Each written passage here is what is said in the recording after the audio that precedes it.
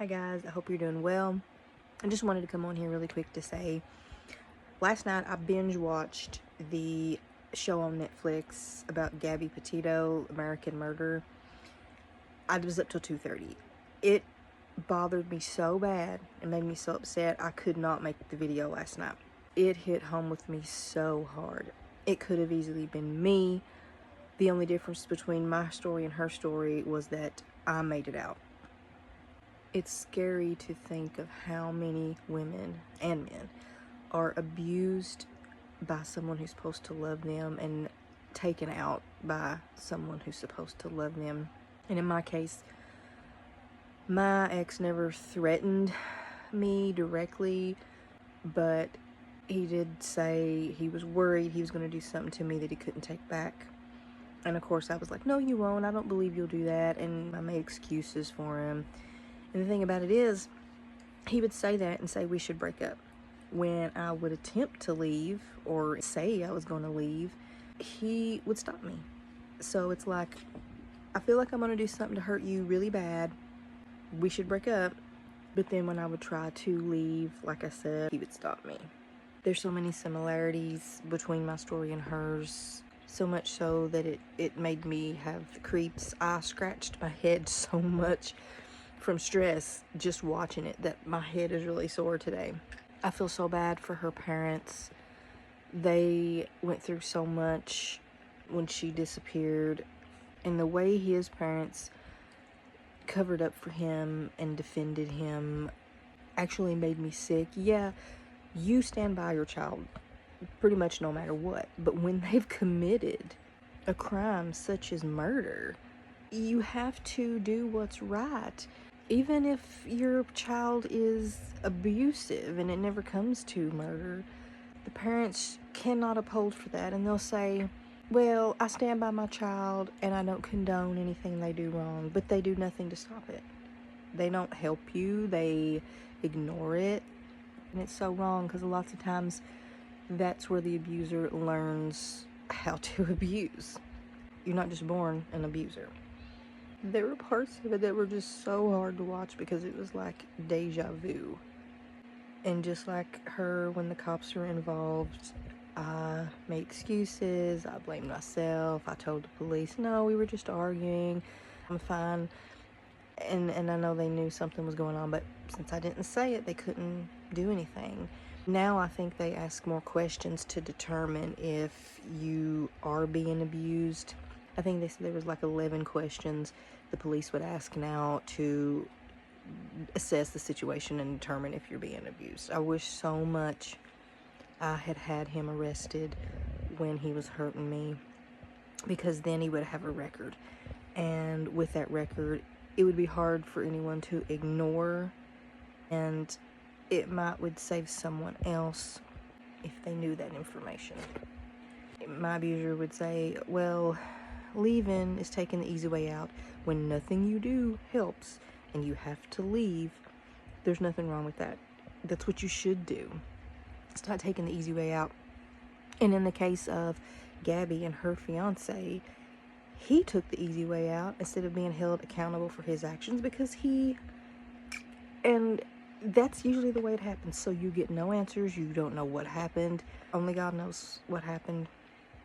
So the family will never get that closure, and they have to live with it for the rest of their lives. I'm so glad that I got out. I was ready to leave. I was done. It sounded like she was trying to be done with him, and they keep pulling you back in.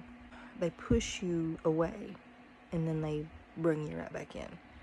It's a sick and twisted game to them. I'm not saying he didn't have feelings of love for her, but it was the love that had to be on his terms. And her cause of death was trauma and manual strangulation. I have been grabbed by the throat. Not enough to where I passed out or anything like that, just enough to hurt so I would know who was boss. Had a hand over my mouth and nose. Once I was being held down on the kitchen floor, hand in my face, and I bit the far out of him, which caused a whole new set of problems. But I'm just saying that I had that done to me. It's like looking through a window at someone else who went through what you went through and they didn't make it out. And there's so many times that I could have not made it out. There was an instance where I was in the car, we were fighting, I was hurt, I had been hit, I was screaming for it to stop because I had reached my limit, and I was told, I will give you something to scream and cry about. I'm going to take you somewhere where nobody can hear you scream, and I'm going to do something. He didn't say what. Maybe shut me up, I guess. So we drove out to this secluded place in the dark. He forced me to get out of the car, and he didn't do anything really. I calmed myself down as best I could. He just kind of pushed me around a little bit. But it could have went so many other ways if I had defended myself, if I had run off screaming for help, whatever the case is, because he would have stopped me. And I don't know what he would have done to me. And he may think, well, my case is not like hers because I didn't hit you every day. I didn't blah, blah, blah. Brian didn't hit her every day either. It wasn't like everyday, all day abuse. It was all day, everyday manipulation. It just hurts me so much to think about her. And that's the way people viewed me.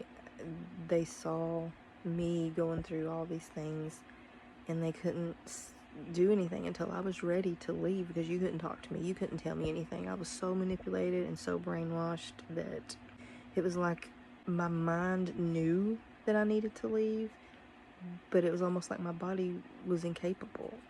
I would tell myself, okay, tomorrow you're going to walk out. Tomorrow you're going to walk out. Tomorrow you're going to walk out.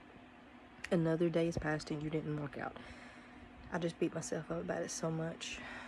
Anyway, I just wanted to get on here and say abuse should be confronted, brought to light, no stigmas, because I don't know the statistics. I can't remember on how many women or men are abused every minute by a significant other.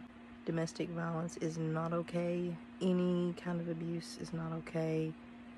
And the mental stuff is harder to get over because, you know, bruises fade, wounds heal, but not the wounds in here, not the wounds in here. And I would think to myself, no matter what he does to me physically, the mental and emotional and verbal was all so much worse, so much worse. In the documentary, they were making it clear that everyone should stand up and tell their story. Bring it to light. No matter what the person that hurt you says, they should have treated you better if they didn't want you to talk about them. And you don't even have to drag their name through the mud or go on a smear campaign, because it's true. You're just telling the truth. And I will not stop telling my truth because I want to help people who've been through what I have. It's not fair, but life isn't fair.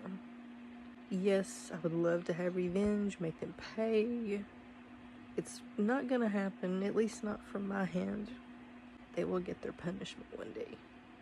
But it sucks, it really sucks that people walk around and are this way, and they hurt you and try to destroy your life, and they just get away with it. They just get away with it. Well, you have to pick up the pieces. You have to unlearn all these behaviors that they forced on you. You have to reprogram your mind to think normally again. There's just so many things that I could say, so many truths that I could say, but I won't, because for one, I can't bring myself to say them out loud. And for two, what difference would it make now? If I can save one woman from the fate I had and from the fate she had, I would. She was young and beautiful, and he wanted to take that away from her. She was kind, and he stole a lot from this world. I wish, I don't know. If anything I'm saying resonates with you and you feel alone and you don't know what to do, I'm here to support you. I love you. I want to help you. I care about you. It's so strange that people that don't even know you treat you better than the person that's supposed to love you and treat you better. And watching that, I saw so many similarities between this Brian and my ex. The way they make jokes and play everything off and blame the victim if anyone does say anything. Oh no, she's just overreacting. She's the one who did this, and it just makes me so mad. There is hope. There is help. And you've just got to reach for it. You just got to tell somebody, because it's so heartbreaking. And it could have been me. It could be any of us that comes in contact with a malevolent sociopath who probably will never change. I love y'all so much, and I'll see you in the next video.